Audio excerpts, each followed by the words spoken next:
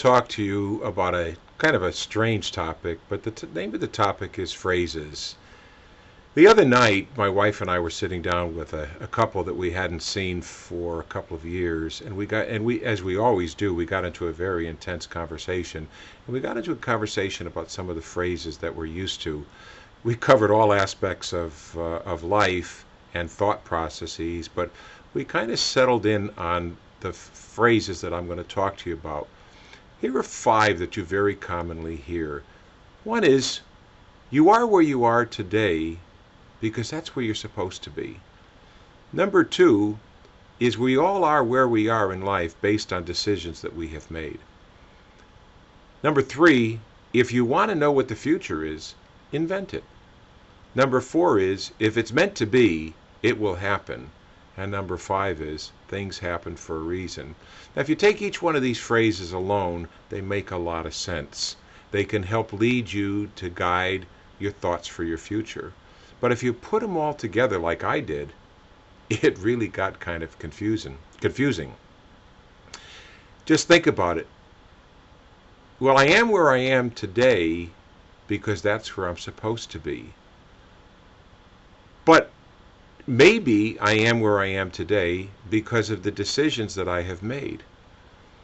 But I wanted to know what the future is, so I need to invent it, but that also may be based on decisions that I have already made.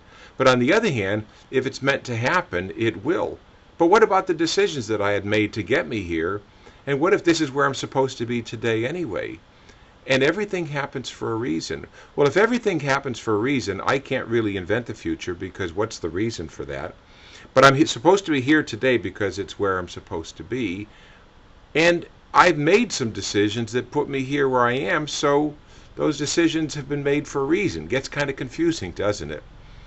But one of the phrases, everything that happens for a reason, really made me think a lot, because supposing it's a bad thing that happened, well, what is the reason that a bad thing has happened? And we as human beings need to be able to assign a reason for everything that happens. So if something bad happens, we can't just say that it happens because of decisions that I have made.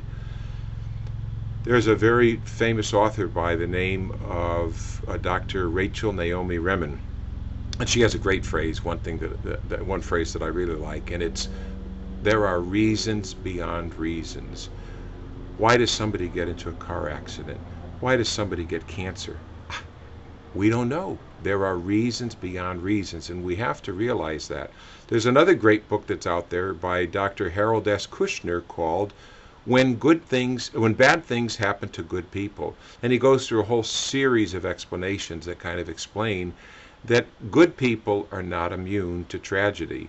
And it happens. But as I do this, I don't want to confuse you. I want to just get you to think, because you should take each phrase by itself. So how do you put this all together? Well, one way of looking at it is in the words of the famous motivational speaker, Les Brown. Les Brown says that life is like an onion. You peel it one layer at a time, and sometimes you cry. Every one of these phrases will help you deal with aspects in your life, despite the fact that life is a daunting and challenging process.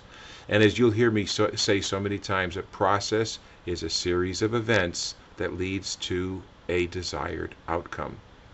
We need reasons. We need hope. We need encouragement. And these phrases do exactly that. Apply them, and you will see your plan and find out that success is your destiny. Have a great day.